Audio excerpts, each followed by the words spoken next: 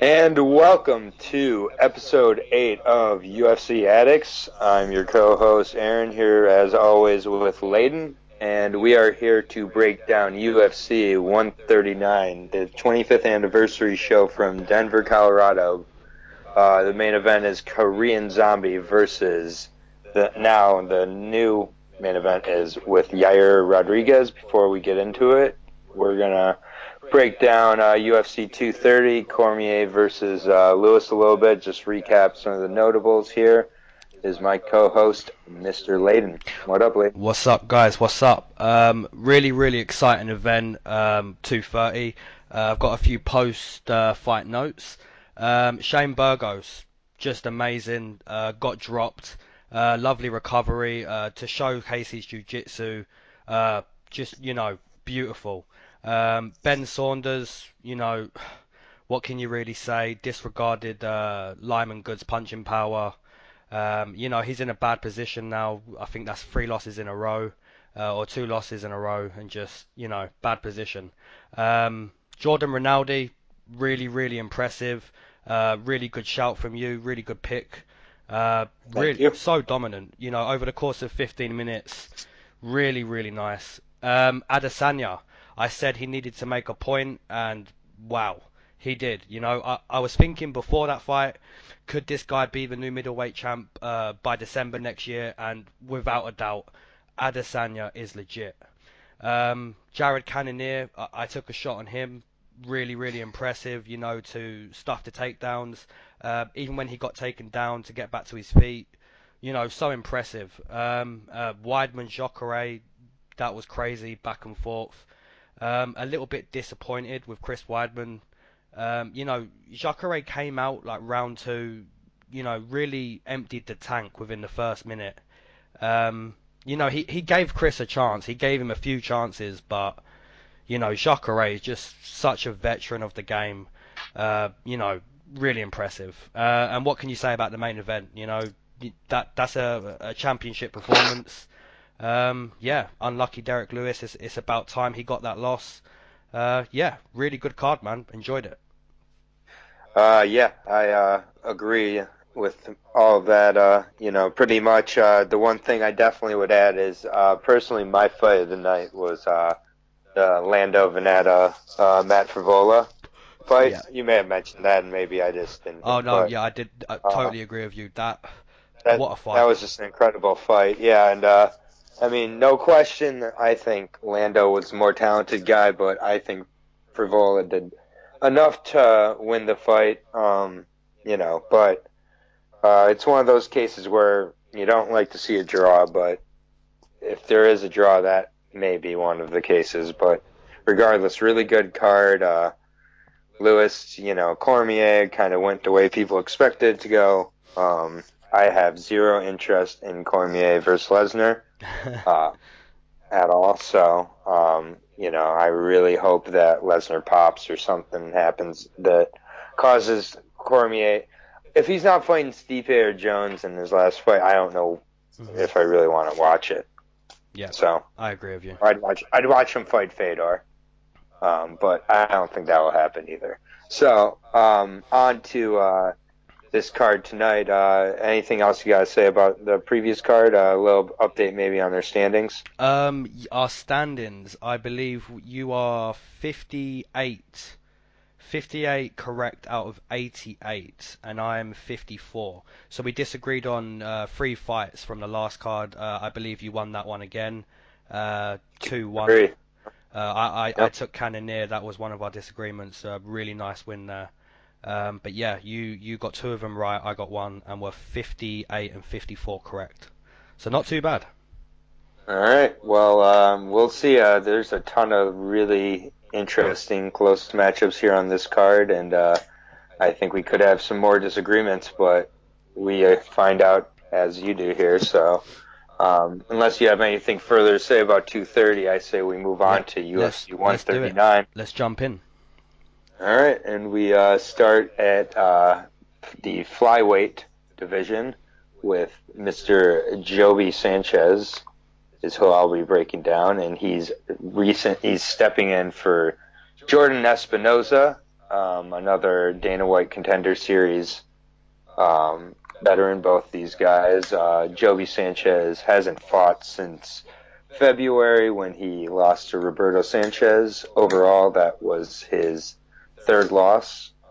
He's 9-3 overall. He's 27 years old and fights out of Alpha Male. So he's got some good training partners, and he, they said he had a good ground game, but when he went against another guy with a good ground game, he did not appear to have a good ground game. So, again, he's in a similar fight here.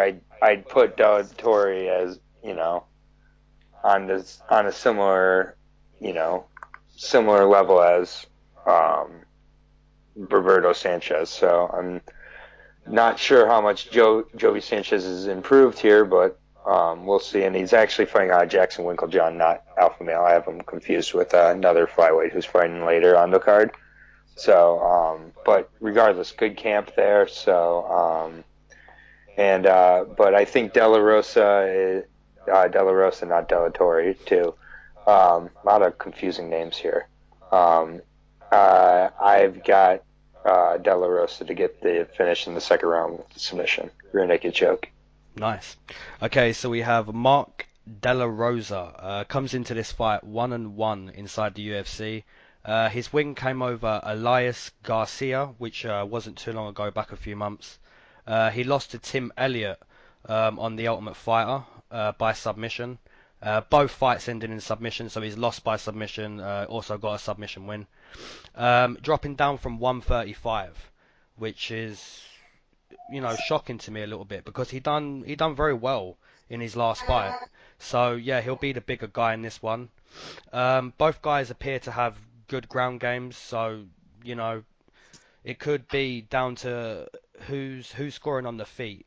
If De La Rosa can stop the takedown from Sanchez and score on the feet, he could be walking away with a decision win. But if Joby Sanchez can take down Mark De La Rosa and do his thing, then it could easily be going submission win or decision for Joby Sanchez.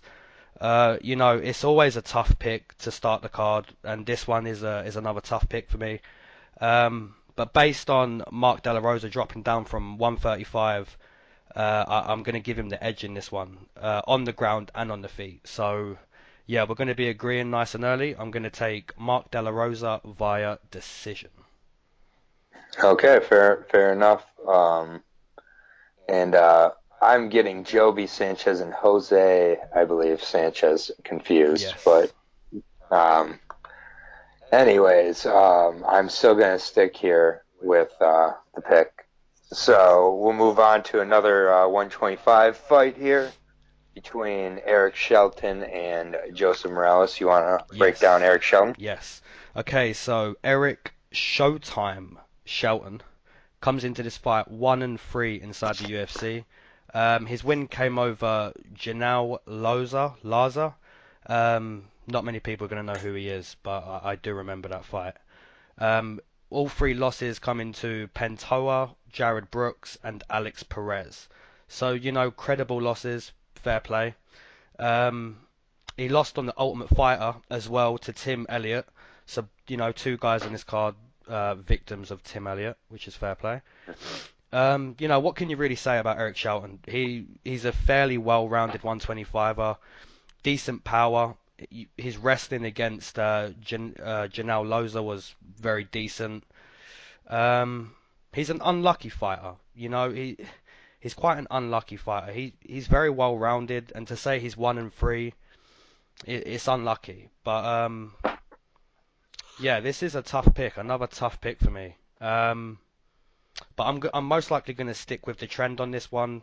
Eric Shelton, he's an unlucky fighter. He does well in all of his fights, but seems to always gets edged out by his opponent. So, yeah, I'm going to stick with the trend, and I'm going to give Joseph Morales a submission win in round number 2.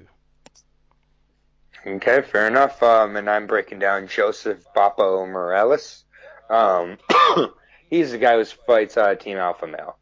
9-1 overall. He has got 2 of those wins coming by TKO, the other 5 coming by submission. So He's definitely more of a ground fighter, but he does have some decent pop on his feet, as he's showed in his kind of trade back and forth with Davison Figueiredo, sorry, Hmm. and his win over Roberto Sanchez by rear naked choke. One thing's for sure, he'll come in with a good camp. He's got plenty of training partners his size, and he's young, so he's only 24, so definitely at a stage in his career where he can really start to take some next steps with regards to his skills. I was watching one of his fights from before the UFC. He showed off a really powerful triangle, controlled the guy in the triangle for the better part of 2 rounds as he just kind of pounded him out. So he really does seem to have some good positional jiu-jitsu as well as submissions. And so I think if Shelton looks to take it down, I think Morales could hold his own on the feet against Shelton and cause Shelton to look to shoot. But if he does, I could see him getting swept or submitted from the ground. I think Morales also shows a lot of aggression from the bottom too, but he's not going to fight like Jason Knight and just stay there and be like, oh, look at him, got this guard. He's going to look to advance out of it. He's got a little more intelligence. So I'm actually going to take Morales to get the TKO here in the second or third round. Nice. But I think he also could get the submission, but I think he's going to actually finish Shelton inside of a decision. Otherwise, take a dominant decision. I don't think this will be close, actually. And I'm just trying to pull up the fight odds here. I believe that Morales will be the favorite, but maybe I'll be wrong. And I'm not sure if Joby Sanchez does, but Hmm. Yeah, that's surprising. you can go. So that's 2 agreements out of 2. Two. We're sticking with the trend. We're agreeing a little bit more lately.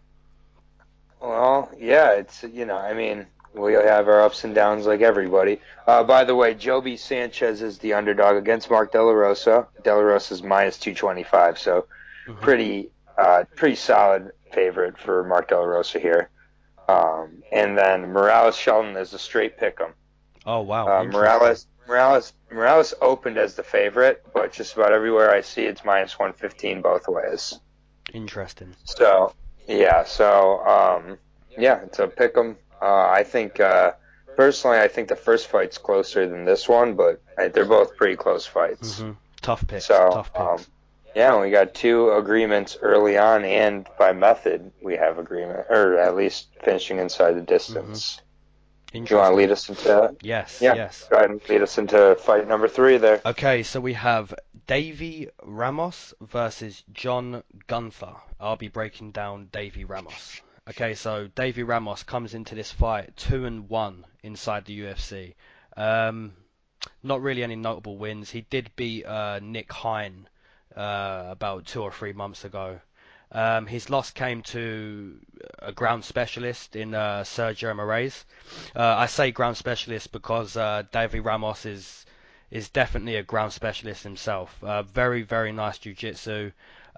His ground control, his top control, really, really nice. Takedowns, beautiful, very quick at the takedown. Usually successful in every shot he's had inside the UFC from what I've witnessed so far. This is a good matchup for Davy Ramos because from what I remember in John Gunther's last fight, is John Gunther just lay and prayed for 15 minutes and continuously tried to take. I can't remember who it was, but he tried it. He took him down a lot. If John Gunther wants to go ahead and try do that in this fight, we'll see very quickly who the ground specialist is. Like I say, styles make fights, and this is a very good matchup for Davy Ramos. I think John Gunther is an average wrestler with sloppy stand-up, and I believe this is the start for John Gunther for him getting cut. He saying that he's probably 1 or 2 fights to the end of his contract anyway, so it doesn't really matter if he loses or not. I've got Davy Ramos to be very dominant and get a round 1 submission. Yeah, well, I'm breaking down John the Machine Gunther here. The reason you don't remember who he fought in the Ultimate Fighter finale is because it was Alan Zaninga, Oh, there you go. and it was a majority decision. Wow. So those would be the reasons you don't remember who he is. He does have a win over Devonte Smith, who's fighting later on in this card. He has actually won by TKO over Devonte Smith, so in the third round. So I haven't watched that fight, but anyways, Gunther is by no means a striking threat for the most part. He is a Brazilian Jiu-Jitsu, I believe, blue or brown belt. And Davi Ramos is one of the better Brazilian Jiu-Jitsu black belts in competitive grappling, actually, and has started to show it in the UFC, definitely. But I think he's going to get more and more comfortable, and as long as he doesn't fall into the trap of Jiu-Jitsu wizards who try to stand up, a la Jorge Gurgel, I think he should be fine. John Gunther does not have much of a chance here. I'm not sure where. I think Gunther will try to keep it on the feet, I would think, because if he takes it down, he'll be in a lot of trouble, I think. So I got Davi Ramos getting the submission inside one round. So we actually agree on 3 straight to start the card. Wow. So to open up, Davi Ramos was a minus 420 favorite. He's now up to a minus 900 favorite. Wow. So I'm not sure why it was ever that low, frankly, but I think that maybe I don't know. But yeah, so far we've taken the favorite on 3 of 3 fights as well. Yeah. So, but sometimes that's just how it goes. It's nice agreeing because I know it's not going to last long. I know we're going to start disagreeing. So yeah. I think there could be trouble in paradise coming up in this next fight, which is between Devonte Smith and Julian Erosa. That is at 155, correct? Yes, correct. Okay, and this fight was added pretty late on in the whole fight process. So I will be breaking down Devonte Smith. Actually, you want to go ahead and break down Erosa first? Yes, I'll take him away. We have Julian Juicy J Erosa, which is pretty legit ring name. Comes into this fight 1-1 inside the UFC. And that was a few years ago. He was 1-1. He got cut since. No notable wins. He got knocked out by Ishihara, which is kind of embarrassing. But at the same time, Ishihara has some sort of a slick stand-up, so I can kind of see how he got knocked out.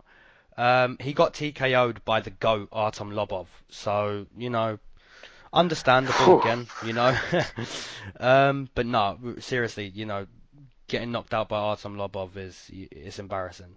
It's a red flag. Yeah, so obviously he's not a high level fighter, but we're gonna have those guys in the UFC, and he's one of them. He returned via Dana White's Contender Series, where he got a really nice underdog finish.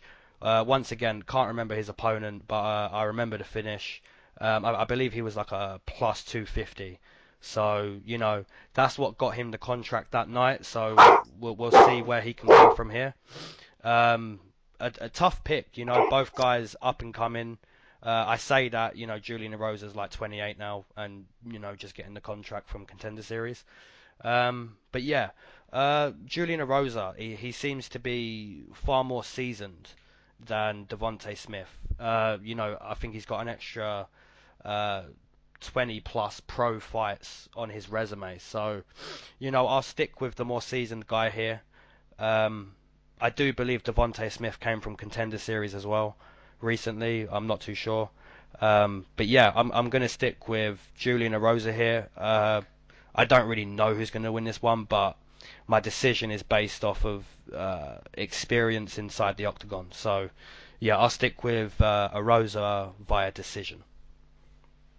All right, so I am breaking down Devonte King Cage Smith.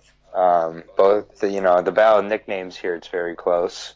So hopefully the fight's as close as the nickname battle. Devonte is 25 years old. He's 8-1. 7 of those wins coming by TKO. his other one coming by triangle. So he's yet to go the distance in his career. He was knocked out by John Gunther by third round TKO. So take that as you will. But this guy goes in there and he, tries to bang for sure, and that's how he got his contract on the Contender Series. He actually got it with using elbows inside the first round. So he's fought as late as the fourth round and gotten a finish in the fourth round. So he's gotten a few second round, he's got a third round. So I like when it's not just a bunch of first round finishes as much as you like to see that, although there's plenty of those as well. He also has not fought exactly the most stalwart competition yet, but I'd say Julian Erosa is not exactly that either. So I'm going to take Devonte Smith to get the first round or second round, actually, TKO. Nice. He'll continue his finishing streak. He's on four fight winning streak, all by finishes. 3 of which by KO, the last 3 coming by KO, and I think he continues that here. And there's a lot of KOs on his record, not TKOs. He has KOs here. So I think this guy's got some legit power, and I think Erosa is going to be frustrated here and knocked out, more importantly. And looking at the odds, we have Devonte Smith as the favorite. Now he's minus 250 favorite. Oh, so wow. Okay. I will continue to pick favorites in this card, I guess. Mm-hmm. They opened up as a pick'em, so the money has shifted to Smith pretty decently here. Despite what the odds say, I agree with you. This really is a pick'em because we saw recently T. Edwards versus Don Madge. Massive favorite, and we saw the massive underdog win. So, both guys, entering the UFC as seasoned as each other, even though Rosa has more pro fights. This is really a pick'em. So, I'm surprised he's minus 250. Yeah, I'm not really. I mean, Erosa, I believe, has been finished a few times in his 5 losses. Mm-hmm. And Smith has shown he can finish. And I know MMA math or comparison doesn't always work, but I'd put Justin Edwards on a similar skill set to Julian Erosa. Mm-hmm. And he starched Edwards in a minute and 30. Yeah. So, I think I like Devonte to make a splash in his debut here. Yep, I agree. All right, and speaking of debuts, we have another debut in our next fight here between Thiago Moises and Beneil Daruish. I will be breaking down Thiago Moises, who's making his debut here. I've liked what I've seen from this kid. I'll say that much. To start off, he's 23 years old, and he is 8-2 in his career, or 11-2 in his career. Sorry. So 3 of those wins coming by TKO, 4 of them by sub. So he's a really well-rounded guy. I've watched a few of his fights now. He was on Dana White's Contender Series, the Brazil edition of it. So I was able to watch the fight and not be swayed by any sort of commentating. So it was kind of nice. Not that happens, but this, it was all in Portuguese, so I really had no idea what they were saying. And he won by first round TKO after knocking his opponent down by a head kick through the guard. So the guy had his guard up, and he still rocked him. Wow. Knocking him in the arms. So he has legit power. He was using a really good right cross and a nice jab as well before, as well as throwing a few spinning techniques both to the head and body. So, we'll see where Daruish's head is at coming off that loss to Alex Hernandez. I think he has another really good fighter in his debut here. I think he's gotten a little unlucky with these unknown commodities. Mm-hmm. Daruish is really impressive. So this is definitely a tough fight for Thiago, and it's a way step up in competition. But I think we've got a good debut on our hands, and I'm going to take him to get the decision win over Beneil. And 23 has a real future in this division. Nice. Okay, so we have Beneil Daruish comes into this fight 8-4 inside the UFC. He's most likely facing someone who's going to be an underdog. I believe Daruish. You're going to break down the odds soon, but I'm assuming Daruish is going to be the underdog, the favorite. Thiago will be the underdog. But I will say, out of those 8 wins Daruish has inside the UFC, 4 of them have been underdog wins. So, it doesn't matter if he's a favorite or an underdog. You've just really got to look at how he's been recently. His notable wins coming over Jim Miller, Michael Johnson, James Vick. So he's beat some good guys. Notable losses coming to Mike Chiesa, Edson Barboza with that vicious knee. Like you said, recently Alex Hernandez absolutely starched him. What can you say about Beneil Daruish? Very well-rounded guy, good takedowns, good boxing, usually better footwork and head movement, but it's how things go. But yeah, the real question for me in this fight is, has Beneil Daruish recovered from that starch knockout? The way Alex Hernandez run at him and just totally disregarded the touching of gloves. I believe he just run at him and just tried to kick him straight out. It was horrible, really, to show that disrespect to a guy like Daruish. But not only to disrespect him like that, but then to starch him seconds later. You've got to think that definitely mentally hurts you. So the question for me is, has he recovered from that loss? And to match him up with another guy making his debut, that's got to kind of mess with you a little bit. So yeah, I'm agreeing with This you. is a hungry kid making his debut too. Yeah, so I completely agree with you. For me, Thiago, he's got a chance. It's more of the question about Beneil Daruish, like I said. Beneil Daruish can come out and just have a really good performance and show this new kid on the block, look, this is the highest level now. What happened to me before happened, but you're not going to do it.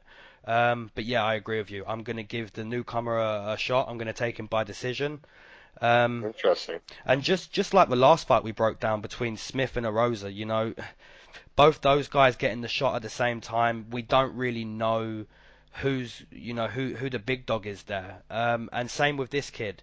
This guy's coming in. He's making his debut. We really don't know. Daruish can turn up and show him, look, I'm sorry your debut was such a tough fight. Or this kid can really, make a meal out of this matchup and make a statement off of Daruish's name, just like Alex Hernandez has.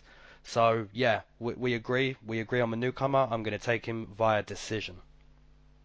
Yeah, I don't know. This is just the way I feel. The more tape I've watched on Moises, or tape, more YouTube I've watched on Moises. I didn't get any tape, but the more YouTube I've watched on Moises, it's the more it feels like when I picked Andre Ewell over Good pick. Real good pick. Barao. It's just this guy is really well-rounded. He's a really good fighter. Andre was a champion coming over, so Thiago is not a champion, but 23 years old. I think this is a really good opportunity here. He is the slight underdog, so I finally picked an underdog on this card. He's plus 130 to minus 160, so nearly a pick 'em. And I think it could very well, be a close fight, and really good matchup here. So, go ahead. You want to go ahead and lead us into the next matchup here? Yep. Okay, so we have Chas or Chase, weird name. I'm going to say Chas. We have Chas the Scrapper Skelly versus Bobby Moffet. I'll be breaking down Skelly. So he comes into this fight 6-3 inside the UFC. Fairly average wins inside the UFC. The most impressive thing on his resume for me is the fact that he gets it done. When he wins, he gets it done. 5 fights ending in finishes, and he has one decision win in his 6 wins. So when it's good for Skelly, it's really good. His 3 losses, respectable losses. Bektic, quite a few years ago, I believe that was like 2014 or 2015. Darren the Damage Elkins, and Jason Knight was his most recent fight, which he lost that fight. Yeah, from what I remember from the Jason Knight fight, was just Skelly just got pounded on. I believe Jason Knight was in top control, and just it was about 18 or 19 months ago, but I remember Skelly just getting brutalized on the floor, just taking a lot of damage. And I believe he was the slight favourite that night as well. But yeah, what can I say about Chase Skelly? Fairly well-rounded, has good jiu-jitsu, good submission wins. Yeah, when it's good for him, it's very good, and when he doesn't finish, he most likely loses. So, good matchup. He's taken 18 months off. Yeah, I'm gonna take Chase Skelly to take his record to 7-3, which is that's becoming decent if he can win here. Good matchup. Yeah, Chase Skelly for me. I'll take a decision. I'll take a decision win. He's only had one, so I'll take him via decision. All right. I'm breaking down Bobby the Wolfman Moffet. 13-3, making his UFC debut here. 8 of those wins coming by submission. So we may have a battle of grapplers here. He's from the Contender Series, where he got a Barrow choke. So it was another Darce choke, so second Darce choke he's had in a row, actually. So could be kind of a technique of his he likes. And it's a tough debut to make against a crafty guy like Chaz Skelly, but I think he could very well survive to a decision, and I don't have him winning. I think it's going to be close, but I think it could turn into a stand-up battle, and sometimes Chaz has a way of making guys look really awkward on their feet, and I think he can get the better of the grappling exchanges as well. Maybe not get the finish against a guy like Moffet, but yeah, close decision. But I'll take Skelly by decision. Nice. Yeah, don't know too much about this Moffet guy though, so we'll see how he comes into the fight. This could be one we're looking back on afterwards, a little bit regretful maybe, but because Moffet he did open as an underdog, but he's now moved to basically it's a pick'em again. So it's another really close fight, 115 both ways, according to Bovada. I love betting on that, man. When both guys are evens, I love that. Mm-hmm. Yeah, it's not that huge opportunity to make that pop with that underdog, but at the same point, so far it's been almost all pick'ems other than the Davi Gunther fight. Mm-hmm. So pretty awesome. But it makes it really hard to break these down and make a pick. So we do agree again with Skelly. So far, our only disagreement is the Devonte Smith Erosa fight, which is interesting. So now we are moving on to the 135 division. Yes. Between Amanda ABC Cooper and Ashley Yoder. I will be breaking down Miss Ashley the Spider Monkey Yoder. She's 5-4. She has a 5-4 record. 4 of those wins coming by sub, and all 4 of her losses coming by decision. And some of those really close decisions. She had a split decision to Mackenzie Dern that a lot of people think she won. She also has a couple losses to Justine Quiche and Angela Hill. She's definitely a scrappy fighter who likes to plan and throw hooks, but and also is aggressive when it comes to her submission game, but doesn't exactly have the best of techniques on the feet. Throws throw some awkward knees sometimes, and we'll try to get into clinch and throw some elbows maybe. And I think against Cooper, that will be the key, is to make it dirty, get it to the ground, and I think she can. I think she'll be the stronger of the two women, and I'll keep it short and sweet here. I'll take Yoder to get to the decision win over Cooper, who's from just outside my hometown of Lansing, Michigan. So Nice. no hometown bias. Okay, so we have Amanda ABC Cooper. She comes into this fight 2-3 inside the UFC, which is a better record than Ashley Yoder, who's 0-3. All three losses come into ground masters, which is Tatiana Suarez, Cynthia Calvillo, and Mackenzie Dern. All three ground masters. So it's fair to say she has the chance in this one to not be choked out, which is a good thing. Can she be the bully? That's the question in this one. Can she be the bully? When I think about this fight, what Ashley Yoder has done recently speaks to me the most. In Ashley Yoder's fight against Mackenzie Dern, I was so impressed. I was so impressed with Ashley Yoder. She did get taken down a few times, and she managed to survive.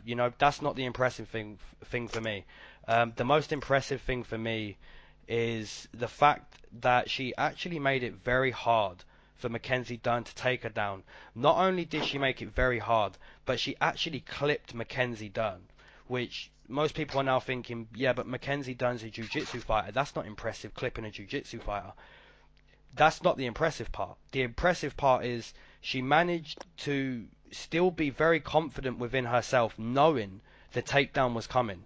And we see a lot of guys not do what they know they're aware of, because they're waiting for the takedown. But Ashley Yoder was confident enough to still believe in her stand-up game, even though she knew, this absolute shark of the ground world wants to take me down. So, she's 0-3, Ashley Yoder, but I really like her confidence. So, Amanda Cooper. Yeah, she's fought 3 tough girls in the UFC too. By far, all 3 of those girls I think are tougher. Well, I think all 3 of them are tougher fights than Amanda Cooper. For real. But yeah, both girls, trash record. This should be a good one. Should be a good girl fight. But I'm going to take Ashley Yoder to get her first win inside the UFC via decision. All right, and we have another agreement here. So that makes it every fight but that Ramos, just kidding, the Devonte Smith, the Erosa fight. So Yoder is the favorite in this fight. So again, I picked the favorite on, I believe, 6 of 7, or let's say 1, 2, 3, 4, 5, 6, 6 of 7, yeah. So far. So tough picks, man. Tough picks. Picked a lot of favorites, but yeah, it is what it is. But I think that while the records aren't great, I think it could be a really good fight, really well contested. It could be kind of throw down in the 3rd round on the feet, where they both kind of throw caution to the wind. I could see it. Yeah, tough picks. Okay, so we have the next fight is Michael Trizano versus Luis Pena. Do you want to take away with Trizano? Sure. So Michael, the Lone Wolf Trizano, 26 years old. He is a winner of the Ultimate Fighter season, 7-0 overall with 2 KOs and 2 subs. He took a split decision over Joe Giannetti to win this season of the Ultimate Fighter. It's a pretty close fight, but a lot of people think who he should have been fighting in the Ultimate Fighter was Luis Pena if he didn't get injured. So this is a fight to crown, in my opinion, the unofficial Ultimate Fighter winner in a way. So Michael Trizano fights Tiger Schulman, good camp, same camp where Lyman Good and others train out of. So I believe they had a few wins last week on the New York card. So coming in off camp with good momentum, which is always good to look into. He's a decent guy. He hasn't been too tested so far. and I think he, like I said, I think him and Pena should have been fighting for the Ultimate Fighter championship anyway, so I'm glad this fight's happening, and I think that Trizano, the way he has to win this fight in order to win this fight, I think he has to really, really stay moving, stay off the ground. I think Pena's going to look to use his wrestling a lot, and I think he's going to have to look to use, maybe get some kicks into Pena. Looks kind of thin to the body. He looks, so I would, try to get some body shots in there. Really, stay on your bike, and while Pena does have the length, just getting in and out on Pena and avoiding the takedowns, but I don't think he's going to be able to do that, and I think Pena is going to cruise to easy decision here. I think, or not an easy decision, but a clear decision. Nice. So I think Pena's going to use a lot of his length to keep on the end of his punches, and eventually get influence the wrestling game and kind of grind him. Nice. Okay, so we have Luis Pena comes into this fight with a pro record of 5-0. He fought on the Ultimate Fighter 27 finale, which was the Adesanya versus Tavares card. Apparently he got fight of the night that night, but the Adesanya Tavares fight for me, that was crazy. But yeah, inside Pena's pro record 5-0. He has 4 submission wins and 1 TKO win. So all 5 pro fights ended in finishes. You said Trizano has a good camp. So does Luis Pena, fighting out of Team AKA. Very well known camp. Guys like DC, Habib, all those kind of guys. From what we've seen from Luis Pena so far is he's a very tall guy, very rangy, very unorthodox, very good submission skills, very good grappling, very well rounded, But so, Michael Trizano, really, really nice kickboxing, really, really decent stand-up himself. I'm really looking forward to this fight. This is a really exciting fight. But yeah, we agree again. I'm taking Luis Pena. I'm not taking him by decision though. I think he gets the finish. Keeps that finish streak going. I'm going to take him in round number 2 via submission. Nice, yeah. I think this could be a very good fight. But yeah, we agree, and we are taking the favorite in this fight. One of the bigger favorites at -400, so over the +300 underdog in Trizano. So, not much more to say there. We agree once again. We move on to the next fight, which is at 125, is it? I believe so, yes. Okay. Between Maycee, the future barber, and Hannah Cifers. I will be breaking down Maycee, the future barber. She is indeed the future at 20 years old. 5-0 with 2 TKOs and 2 subs, so she's decently well-rounded. And she had a 3rd round TKO on Dana White's Contender Series to get onto to get her contract. And it maintained that decent amount of hype she's had before that. I don't know much about her opponents, so I have to kind of take Maycee off what I saw in the Contender Series. And she looked like she wanted to display all her skills before getting the finish there in the 3rd.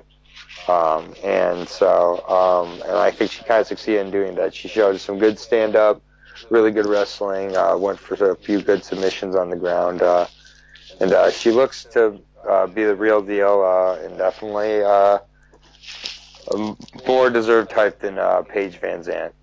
So not to call her out, but I think this is more than a pretty face here, and young girl. So I think she's got a real chance to make a statement here against a fighter I don't know too much about in Hannah Cifers, but I think this is made to be a showcase for Maycee. Nice. Okay, so we have Hannah Cifers. Comes into this fight making her octagon debut with a pro record of 8-2. Nothing too exciting to mention as for wins. She has a respectable loss to a very young Gillian Robertson. She's still very young, so to say it was like 2 years ago, very, very young. So yeah, we know Gillian Robertson, when it comes to jiu-jitsu, obviously wrapped up Hannah Cifers. Maycee Barber, very young as well, an extremely talented ground fighter. Not so much in jiu-jitsu like Gillian Robertson, but Maycee Barber has, really nice top control, very dominant wrestler.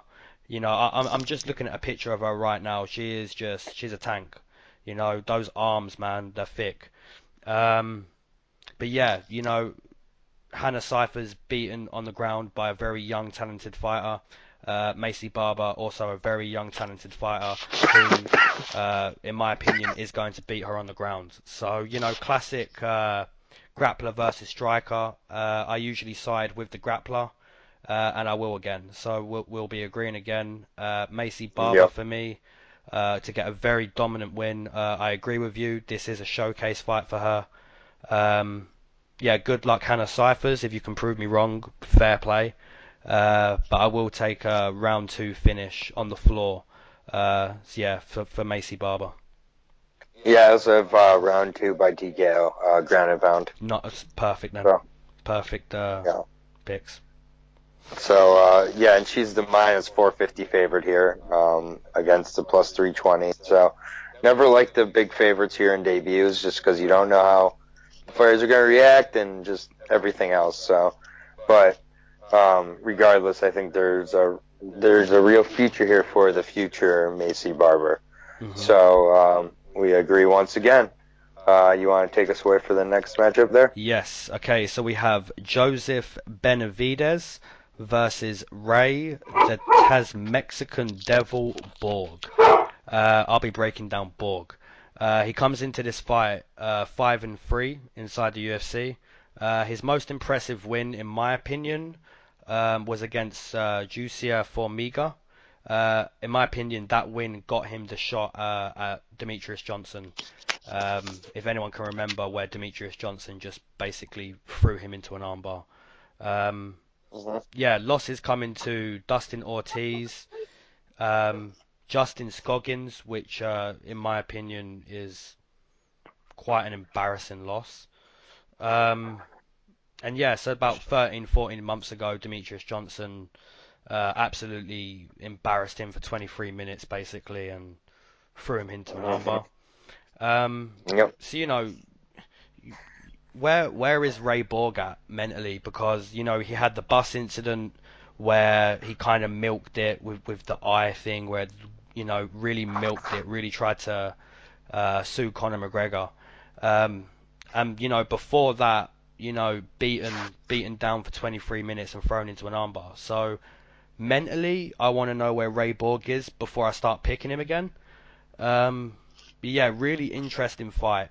Joseph Benavidez, in his last fight where he lost, I took Pettis that night, and some people are kind of disagreeing with that decision.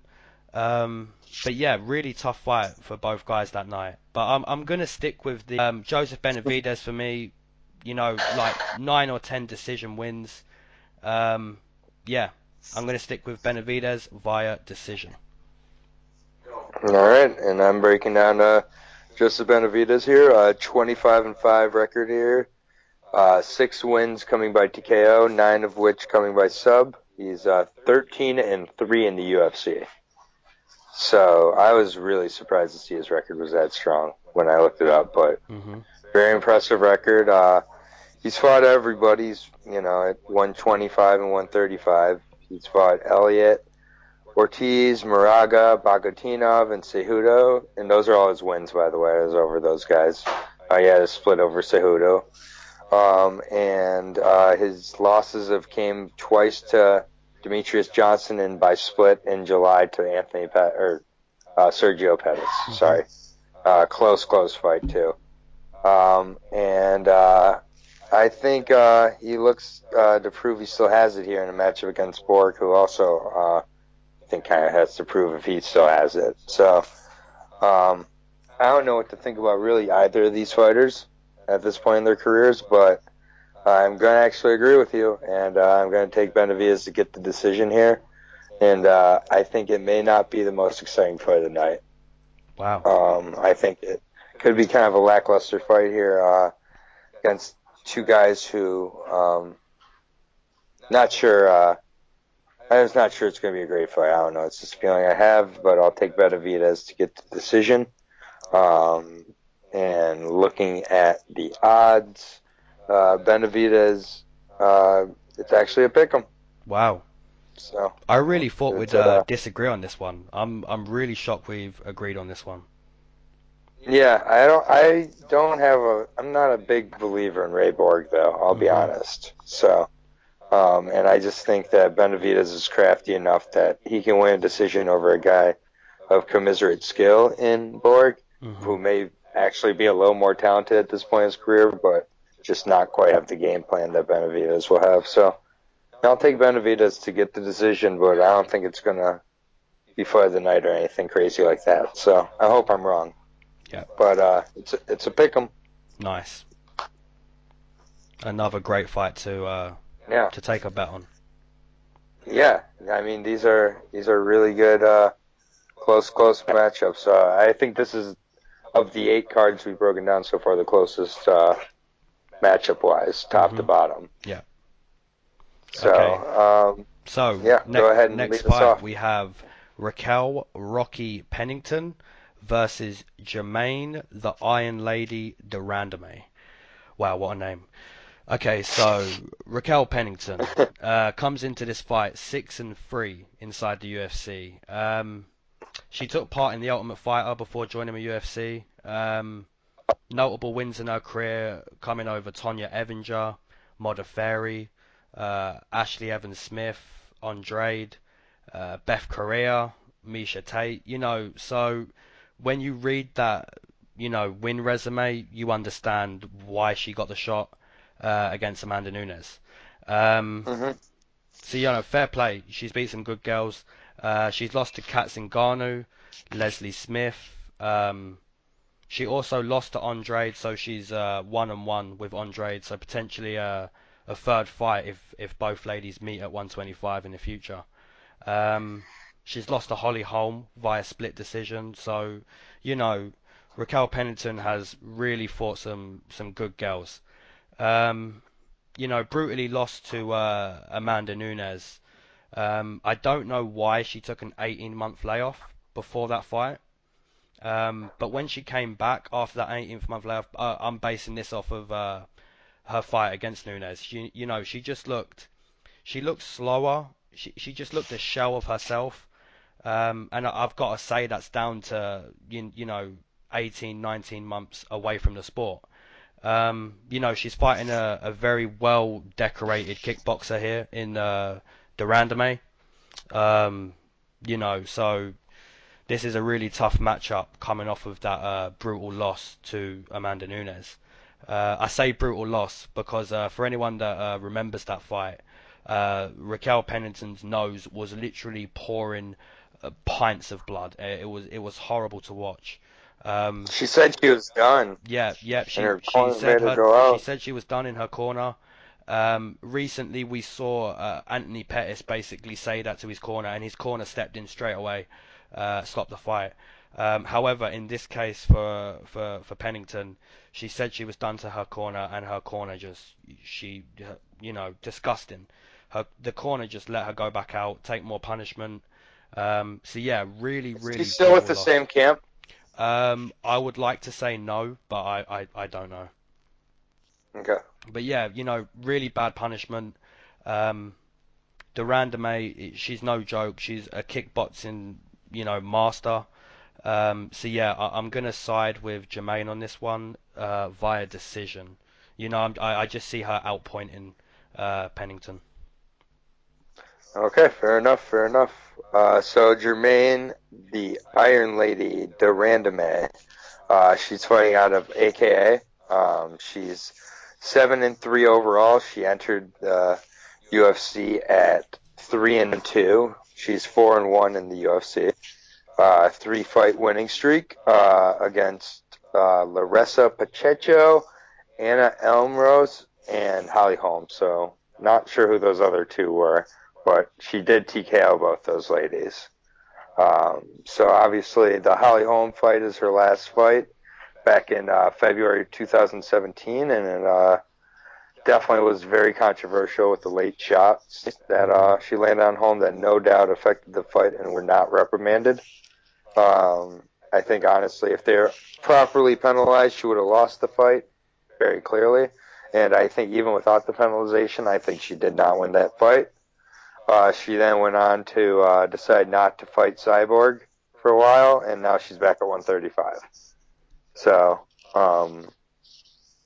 we'll see, but I agree. I have GDR to get a late finish, I think, here. She's a kickboxing master, and I think Pennington has accumulated a lot of damage in her career and is wearing it less and less as she's advancing on into the later stages.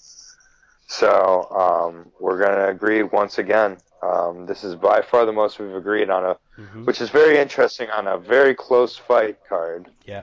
We have more agreements. Not that there's a ton of not close fight cards, but this is the closest one on paper, and we're agreeing more than ever. It just, again shows you, it's crazy sports. So we may both have a really good night or a really bad night. We'll find out. So Jermaine is the favorite at minus 180 to plus 140. So on this card, it's one of the heavier favorites. So interestingly enough, but I do think Pennington could come out and, look to really ground Jermaine and use her wrestling. But I'm not sure if she will be able to pull it off.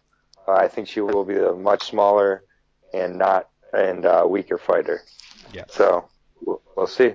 Nice. That leads us into the co-main event of the evening at 170 pounds. It is Mike Platinum Perry versus Donald Cowboy Cerrone. I will be breaking down Cowboy Cerrone. Donald is now 35 years old. He's got a 33-11 record. 16 of those wins coming by submission, 9 by TKO.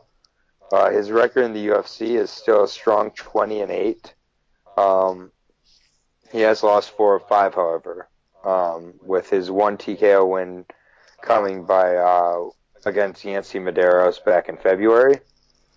So definitely a good TKO to get there. But lost a one-sided decision against Leon Edwards.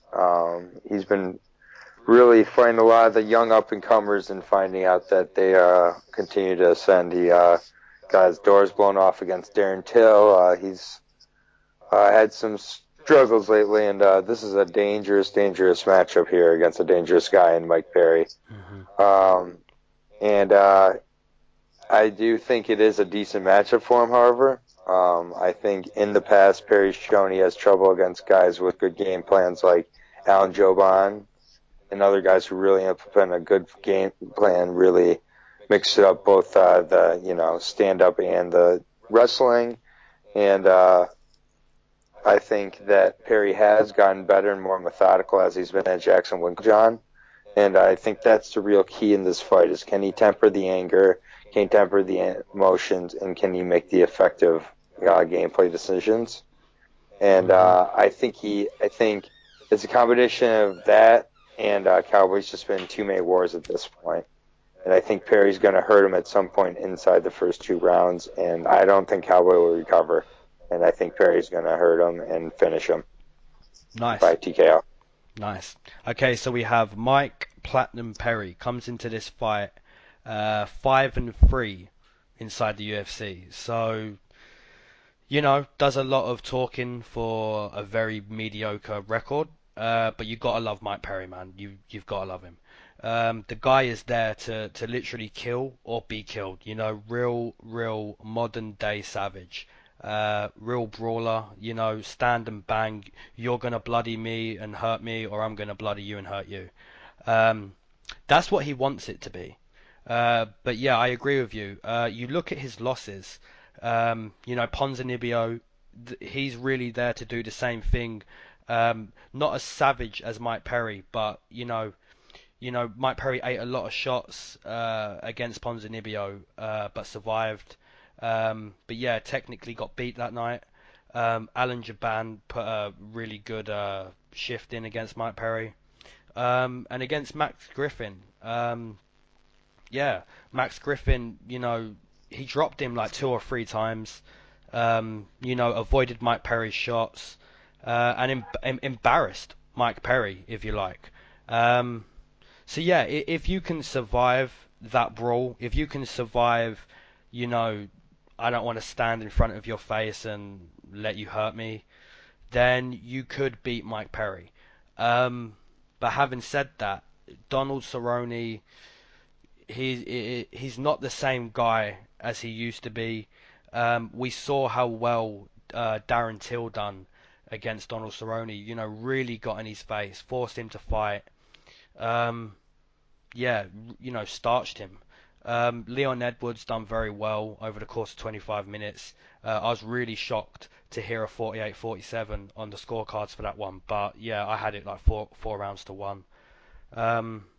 This is one of those fights where Donald Cerrone can get the finish. Donald Cerrone could outpoint him, take him down, or Mike Perry could do what he wants to do, and it could be done within a minute. So it's picking, which is more probable for you. And for me, the more probable outcome is Mike Perry getting in Donald Cerrone's face, forcing him to fight, and catching him. So I have a round one finish for Mike Platinum Perry. So yeah, we agree again. We're still at one disagreement. Wow, amazing to me that we've disagreed once. I really thought we'd have at least 5 or 6 this card. Yeah, this will be an interesting card to see how wrong we are or how right we are. And what are the odds saying for this fight? Oh, right. So the odds are I was gonna say they're with Perry here, so minus 230. Oh, there you go. Take a lot of the slight favorites, but yeah, he's one of the heavier favorites, and Down's coming back at plus 180. So it leads us into the main event of the evening, which is Chan Sung Jun, the Korean Zombie, versus Yair El Pantera Rodriguez. And I will be breaking down the Korean Zombie here, who originally was supposed to be against Frankie Edgar. Much better fight here, in my opinion. Korean Zombie is 14-4 with 4 TKOs and 8 subs in his 14 wins. He's 4-1 in the UFC. However, he hasn't fought since 2017 when he KO'd Dennis Bermudez with a punch. So he came back after his 2-year stint in the South Korean military and got a quick KO and then disappeared again. So I don't know if he had some injuries or what, but his only loss in the UFC came back in 2013 against Jose Aldo, back in Aldo's reign, and Aldo TKO'd him in the 4th round. So I'm not sure if he's coming off an injury or what, but I think the key with Yair is to make sure that he mixes it up and gets Yair to get into a brawl. Doesn't make it a technical kickboxing fight. I think he has to choose that route, and I think he's got to make it dirty and look to, not give him a lot of space. Him as in Rodriguez, a lot of space to, get off these spinning techniques and whatnot, and maybe even as he gets more tired, look to take him down and maybe get some sort of choke. And I'm going to take the Korean Zombie here in war. But I think he's going to eventually, in a battle of attrition, wear him down, similar to, the Dustin Poirier fight, and get some sort of modified choke to get the finish in the 4th round over Rodriguez. Nice. Who's coming in on short notice, and I don't think going to be as ready for 5 rounds as the Korean Zombie. Nice. Okay, so we have Yair Rodriguez comes into this main event fight, 6-1 inside the UFC. So decent record. Notable wins coming over Charles Rosa, Dan Hooker, Touchy Feely, Alex Caceres, BJ Penn. So, decent wins. He lost in his last fight, which was, once again, quite, a few months ago, like 15, 16 months ago. That was to Frankie Edgar. That night, Yair Rodriguez was a slight favourite, and, just totally, taught a lesson that night. Frankie Edgar he took him down and just beat him like I've never seen before. Yair Rodriguez had this massive, huge, ugly, disgusting swelling above his eye, and the fight immediately got called off. It was like, whoa, that is just, I don't know how the ref didn't see that kind of beating. But yeah, 18 months off or something like that, and I understand why. When you get beat down that hard, you take some time off. But yeah, so what we do know is his ground game definitely wasn't there against Frankie Edgar. But yeah, very unorthodox on the feet, very flashy. Some of his finishes really, really nice. His finish against Touchy Feely, just beautiful. If you haven't seen that finish, go back and watch it. So yeah, what we've learned is his ground game isn't there, but his stand-up is beautiful. So, like you say, the Korean Zombie doesn't want to be in a technical kickboxing match with Yair Rodriguez. I believe that's what he needs to do, obviously, stay on his bike and score. But saying that, he could finish this fight because he is very unorthodox, very flashy. But yeah, we're going to disagree. We're going to disagree on the main event. We disagreed. Here we go. We disagreed Gain early some on. ground.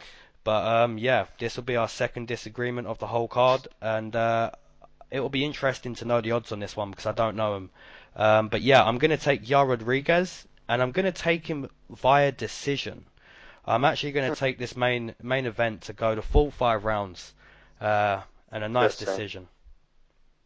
Yeah, so the Korean Zombie is the favorite at minus 155. Okay, that's not too bad. That's nice. Yeah, decent favorite, but not a gigantic favorite. If you're feeling good about Rodriguez, to get him at an underdog price, I'll feel good. Mm-hmm. So, and I will mention for any viewers, I took Alexei Oleinik. He was the underdog. I took Anthony Smith. He was the underdog. We both took Tyron Woodley. He was the underdog. And Yair Rodriguez is definitely worth a shot for anyone, debating whether or not you should. He's definitely worth a shot there at that price. Yeah, I wouldn't argue with it, but I think that I feel good about the Korean Zombie being able to use his range of skills. I think he'll be fresh. He hasn't taken a beating like Rodriguez has taken, and even with the time off, just changes you mentally and physically. So, interesting fight card here. A lot of close fights sometimes that could lead to a few more decisions. So we could hear, I think, a few people saying this is a boring card because if it's not finishes, they don't want to see it. But that's not the way I see it at all. Yeah. So let's break it down, pick a fight of the night, and sign off until next Saturday when we have another UFC event, which is the Fight Night from, I believe, China. No, I think it's Argentina first. I think we have Neil Magny and Ponzinibbio. Yeah, okay, yeah, it's Argentina. Okay, my bad. Yeah, but that's got some interesting fights on it. Yeah, some really actually good fights. But before we get to that, let's recap this one. So we've got Joby Sanchez and Mark De La Rosa at 125. We agree with Mark De La Rosa. I have him getting the finish by submission. Yep, I have a decision win for De La Rosa. Fair enough. Okay, we got Eric Showtime Shelton versus Joseph Morales. I have Joseph Morales getting the decision. Yep, I have a submission this time, round 2. All right, so we're swapping on those first two in our methods, but we got the same guy.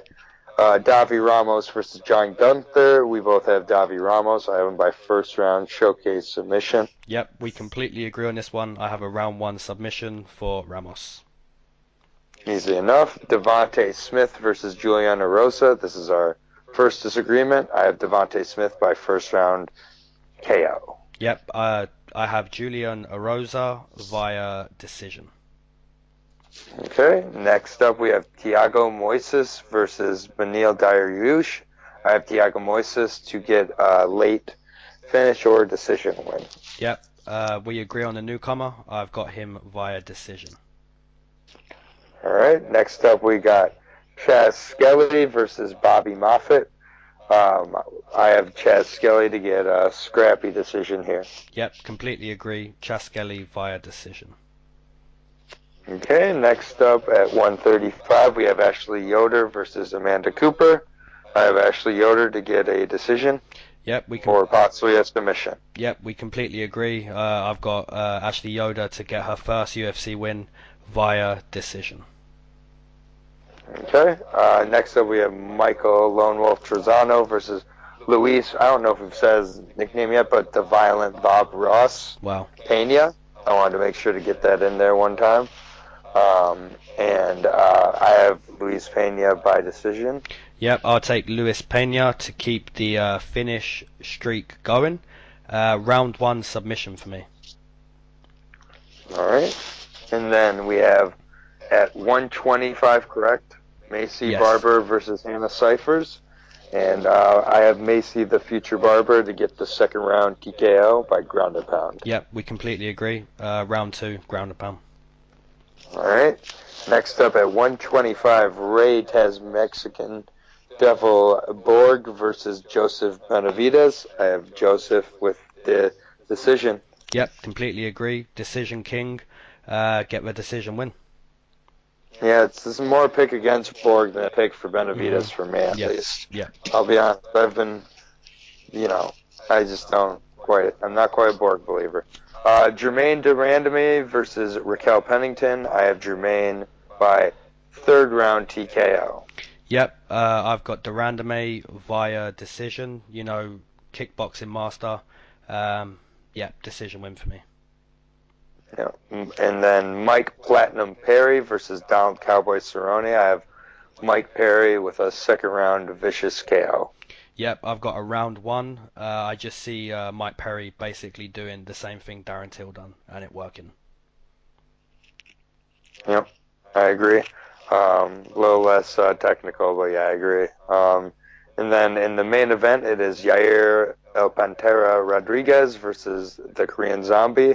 I have the Korean Zombie by fourth round choke in a classic. Nice. Yep, this is our second disagreement. Pretty fun that it's the main event as well that we're disagreeing on. Yair Rodriguez for me via decision. Yeah, it definitely gives me something extra to look forward to in the main event, and not the best at picking main events. I'm like 3-7 now. Yeah, well, so, this is a chance. This is a chance to get back. Yeah, and I just, I think excitement-wise, it'd be exciting to see the Korean Zombie be able to be active and be a factor at 145. I think it'd be nice, but we'll see. My fight of the night pick will be the main event. Yeah, I'll be we agree again. Of course, that's completely fitting. Why not? Why not? I don't think there's much more to say. No. We're agreeing. Yeah. It's not that much, not too interesting this week, but next week we'll be back with another card here from Argentina, and I'm willing to venture there'll be more than 2 disagreements on this next card. For sure. But I mean, we'll see at the end of the day. We break down the cards and we see them the way we do. Yeah. So, for this card, we both said we're probably going to disagree on at least 5 this card. Massively surprised there was only 2, but without a doubt, next week there's not going to be 2. That doesn't happen ever for us. Yeah. Well, I'm glad that at least the main event's one of them. So. Yeah. I don't have much more to say about this card other than I hope we don't agree this much again. Yeah, me too, man. For anyone listening, we appreciate you. Smack a like, drop your picks down below. And yeah, man, we're going to be back next week until the end of the year. And then after that, we're going to continue through 2019 and so on and so on and so on. So yeah, appreciate everyone, man. Yeah, if we miss a card, you don't have to bother. You can just unsubscribe from the channel. Yeah, if we miss a card, someone died. Yeah, there's just there. Yeah, there's got yeah. One of us will be dead. So R.I.P. Who it happens to, Yeah. but we're not. If the channel, in all honesty, will be dead if we miss a card. So we're not planning to. We're really enjoying this. We appreciate all the comments, all the support. Hopefully in 2019 we're going to get some better equipment. I'm looking to get a new microphone, so I'm sure there's several people who will be happy to hear that, pun intended. So, but either way, yeah, we've really enjoyed this. We appreciate the support and enjoy the fights on Saturday. Signing off. Peace out, Lynn. Peace out, bro. Peace out, guys. All right. Yes. How long was that? That was an hour and 16. So Okay, 10. that makes sense. That makes sense that it should be a little shorter Yeah, with the agreement. we agreed. Yeah. Well, okay, bro. I'll shoot you a text. All right. Peace out, man. Sweet, bro.